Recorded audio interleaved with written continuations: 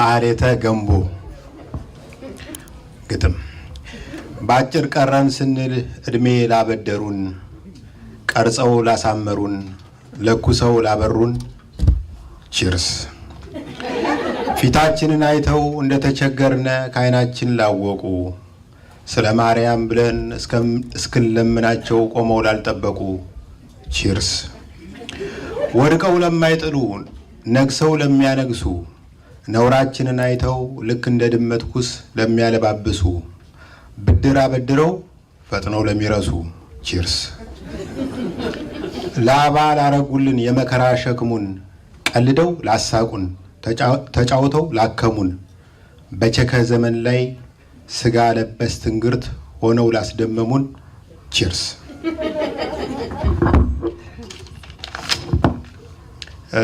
በጣም አጭር ወግ አነብላችኋለሁ።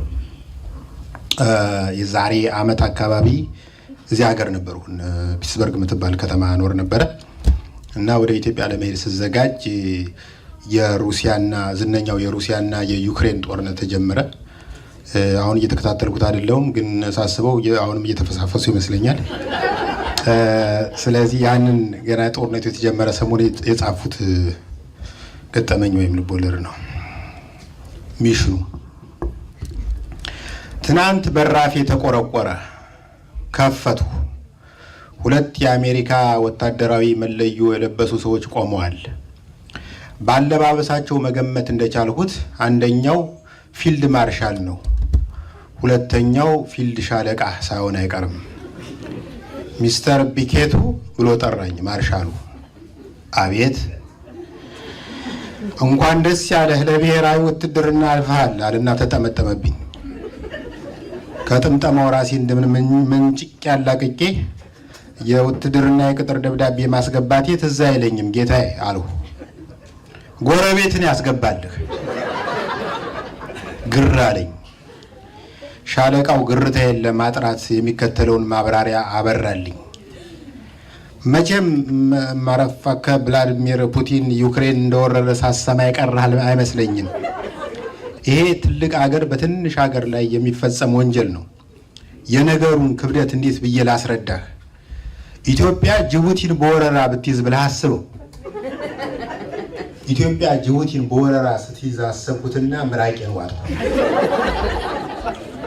ማርሻሉ በበኩሉ በርጩማ ወንበሬ ላይ ቁጭ አለና ያነገተውን ታጣፊ ድሮን ጉልበቱ ላይ አጋድሞ እየወለወለ የሚከተለውን አለ። አሁን በአሜሪካና በሩሲያ መካከል ጦርነት አይቀሬ ሆኗል። ለዚህ ከፍተኛ ዝግጅት እያደረግን ነው። ስለዚህ በጦረኝነት ከታወቁ ሀገሮች የመጡ ስደተኞችን በመመልመል ላይ እንገኛለን። አንተም አብደል ናስር የተባለው ግብፃዊ ጎረቤትህ ባደረገው ጥቆማ ተመርጠሃል። ደስ ይለኝ ነበር፣ ግን በቅርቡ ወደ ሀገር ልመለስ ወስኛለሁ። ምን አጣደፈ? ትንሽ ተዋግተህ ትመለሳለህ አለኝ ማርሻሉ። ብዋጋ የማገኘው ጥቅም ምንድን ነው ማር አልኩት። ማር ስል ማርሻሉን ማቆላመጤ ነው። ተጠቂዎችን መታደግ በታሪክ ያስከብራል። በጦርነቱ ከተሰዋህ 3 ቦታ ሐውልት ይቆምልሃል። ዩክሬን፣ አዲስ አበባና ዲሲ ላይ። ከቆሰርክ ደግሞ የቴስላ ካምፓኒ የሚያመርተው ዘመናዊ የኤሌክትሪክ ዊልቸር ከወገብህ በታች ይገጠምልሃል። ተቀበለ ሻለቃው። አመነታሁ። ላስብበት አልሁና ሽንት ቤት ገባሁ። ከሽንት ቤት ስመለስ ወኔ የተቀሰቀሰ። ማመንታቴን ከሽንቴ ጋር ደርቤ የሸናሁት መሰለኝ። በእውነቱ ለእኔ ትልቅ ክብር ነው። አንድ በቮድካ የነሆለለ ወራሪ ሩሲያዊ ጥዬ በወድቅ ለእኔም ለአገሬም ለመላው ሰው ልጅም ክብር ነው። ዛትስ ማይ ቦይ አለኝ ማርሻሉ በደስታ ፈንት። በምን ዘርፍ እንደምዘምት ብታስረዱኝ። አየር ወለድነት ይመቻል አለ ሻለቃው። ከልብ ወለድ ወደ አየር ወለድ ትንሽ አይከብድም? ቀለል ያለ ነገር ፈልጉልኝ እንጂ። ብረት ለበስ ላይ እንዴት ነህ? በልክ የተሰፋ ብረት ከተሰጠኝ አሳምሬ ለብሳለሁ። ሻለቃው ትንሽ ካሰላሰለ በኋላ በመድፈኝነት ዘርፍ ትመደባለህ።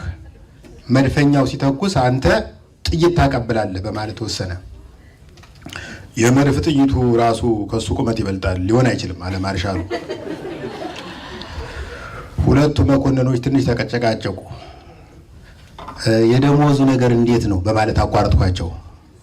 በወር $10,000 ከነ ጥቅማ ጥቅሙ። በቃ ጥቅማ ጥቅሙን ብቻ ስጡኝና ዩክሬንና ሩሲያን ላደራድራቸው። በጣም ተናደው በሩን ከፍተው መውጣት ጀመሩ።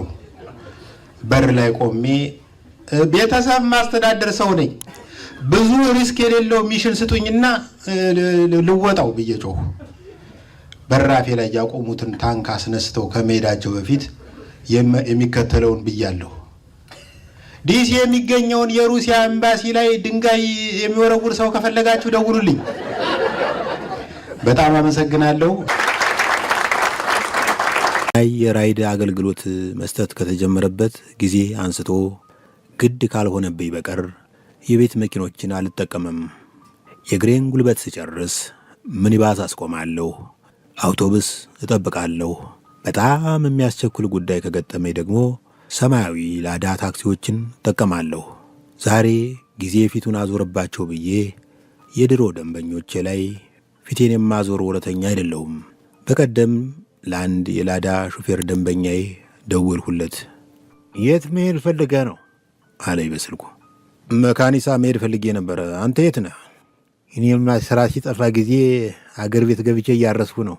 የማትቸኩል ከሆነ መጥቼ ያደርሳለሁ። ሌላው ደንበኛዬን አገኘሁት። ላዳዋን ከውስጥ እንደ ዋሻ ከፍቶ አስገባኝ። በሩ ከውስጥ ስለማይዘጋ ከውጭ የቆሙ የሾፌሩ ጓደኞች ተጋግዘው ዘጉለት። በእውነቱ የታክሲውን በር ከመዝጋት የአገር ድንበር መዝጋት ይቀላል። የላዳው መሪ አሮጌ የዊልቸር እግር ይመስላል። የታክሲው ኮርኔስ በየማዕዘኑ ስለተተረተረ እንደ ሰካራም ፊት ብዙ ቦታ በፕላስተር ተለጣጥፏል። እንደማየው ከሆነ ስፖኪዮ የለህም። ከኋላ መኪና ሲጠጋ በምንድን ነው የምታውቀው ስለው እንጃ ብቻ ቀልቤ ይነግረኛል፣ የሾፌሩ ጥላው ይከብደኛል ሲል መለሰልኝ። ከሾፌሬ እምብርት ትይዩ የፀሐይ ዮሐንስን ቁጥር 1 ካሴት እንደነከሰ መስራት ያቆመ ቴፕ ይታየኛል። ወዴት ነህ ሲል ጠየቀኝ። ቡና ለመጠጣት ቀበና የሚገኘው ኮባ ካፌ እየሄድሁ ነው። ላዳዋን ቆሰቆሳት። ወገቡን እንደተመታ እባብ ስትጥመለመል ከቆየች በኋላ ተነሳች። በየት በኩል እንሄድ አለኝ። የኮከበ ጽባ ተማሪዎችን በክላክስ አስደንብረን የእንግሊዝ አገርን በቆዳ ስፋት የሚበልጠውን የእንግሊዝ ኤምባሲን አልፈን አዲሱን የቀበና ድልድይ ተሻግረን ጃን ሜዳን ወደ ጎን ጥለን ወደ ሳምፎርድ ትምህርት ቤት የሚያስገባውን አነስተኛ መንገድ እንከተላለን አልኩት። ሹፌሩ የልጁን ዕውቀት እንደሚገመግም አባት ፈገግ ብሎ ሲያዳምጠኝ ከቆየ በኋላ አቋራጭ መንገድ ላሳይህ። የላዳ ሹፌሮች የሚመኩበት ትልቁ ነገር አቋራጭ መንገድን ማወቃቸው መሆኑን አውቃለሁ። በምናውቀው መንገድ አይሻልም አልኩት። ግድ የለም የቡናው ማሽን ሳያረጅ እንድንደርስ ከፈለግ በአቋራጭ ልውሰድህ አለኝ። ሐሳቡን እያመነታው ተቀበልሁ። ወደ አዋሬ የሚወስደውን መንገድ ተከትሎ ቁልቁል ነዳ። ከዚያ ወደ ግራ ታጥፎ ለደጃዝማች አባተ በቅሎ መስገሪያ የተሰራች ሚጢጢ አስፋልት ውስጥ ይዞ የገባ። ብዙ አልሄድንም። ከፊት ለፊታችን ግልገል ባቡር የሚያክል ሊሞዚን መንገዲቱን ሞልቶ በተረፈው ሰውነቱ ዳርዳር የበቀለውን ስሚዛ እየጣሰ ይጎተታል። ምንድን ነው አልኩት። ሰርግ ነው። እና ሰርገኞች በዚህ ሰዋራ መንገድ ምን ይሰራሉ? እንጃ ምን አውቃለሁ። የሰው ሚስት ጠልፎ ያገባ ሙሽራ ይሆናል እንግዲህ።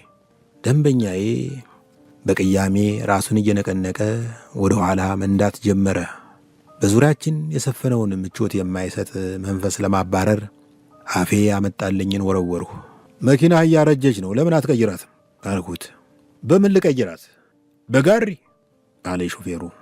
ከዓመት በፊት የሆነ ባለ ሀብት ሰውዬ ዘመናዊ ላዳ አስመጥቼ ሰጣቸዋለሁ ብሎ ከእያንዳንዳችን 130,000 ብር ሰብስቦ ነበር። እስካሁን ጠብ ያለ ነገር የለም። ሰውየው ግን ለራሱ አሪፍ ኢንፊኒቲ የሚባል መኪና ገዝቷል አሉ። እና ዝም አላችሁ አልኩት። ምን አማራጭ አለን እንዴ? ወይ ገንዘቡን ይመልስላችሁ፣ አለበለዚያ ኢንፊኒቲውን በፈረቃ ያስነዳችሁ ሾፌሩ ዞሮ ከጥፊ ትንሽ መለስ በሚል ግልምጫ ገረመመኝ። ለጥቂት ደቂቃዎች ያክል ዋናውን አስፋልት ይዞ ሲገሰግስ ከቆየ በኋላ በራስ አምባ ሆቴል ብብታ አንጻር የተዘረጋች ሰዋራ መንገድ ይዞ መንዳት ጀመረ። ርቀን አልሄድንም። ከፊት ለፊታችን 3 ጎረምሶች መንገዱን ቋጥኝ በሚያክል ድንጋይ ዘግተው ቆመዋል። ይሄ ደግሞ ማን የጣለው የመሠረት ድንጋይ ነው? አለ ሹፌሩ አንገቱን ከመስኮቱ አውጥቶ። ተቃውሞ እያሰማን ነው ጀለስ፣ አታይም እንዴ? አለ አለቃ መሳዩ ጎረምሳ። ታዲያ የባጃጅ መንገድ በመዝጋት ነው እንዴ የምትቃወሙት? እና ቀለበት መንገድ ዘግተን ልታስፈጀን ነው? ደደብ አለ ጎረምሳው። እኔ የምለው አለ ሾፌሩ፣ የተቃውሟችሁ ዓላማ እኔን ለማናደድ ነው? ለጥያቄው መልስ ሳይጠብቅ እንደገና መኪናይቱን ቆስቁሶ ወደ ኋላ ያንፏቀቃት ጀመር። ብዙ አልቆየንም። ሌላ የተዳፈነች ሚጢጢ አስፋልት ውስጥ ራሳችንን አገኘ ነው። ከፊት ለፊታችን ግራጫ የእዝን ድንኳን ተከምሯል። ውይ አለ ሹፌሩ። ከሟሽ ጋር ትተዋወቃላችሁ እንዴ አልኩት። መንገዱ መዘጋቱን አታይም? ለመሳቅም ለማዘንም ቸግሮኝ ከራሴ ጋር ስታገል ቆየሁ። ሹፌሩ በረጅሙ ተንፍሶ እኔ እምልህ አለኝ በመጨረሻ፣ እዚያ አካባቢ አሪፍ የቀበሌ መዝናኛ ተከፍቷል። የኢሉባቦር ቆንጆ ቡና አላቸው። እዚያ ለምን አላደርስህም?